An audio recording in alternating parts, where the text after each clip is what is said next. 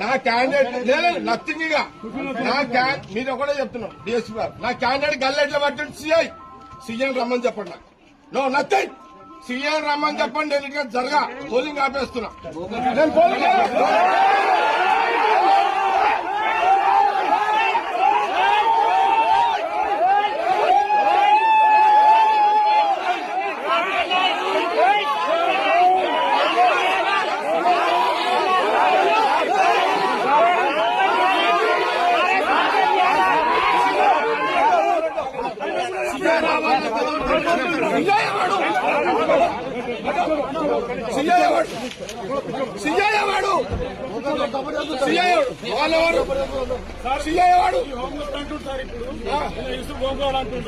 ఏం చేస్తాడు హోంగార్డ్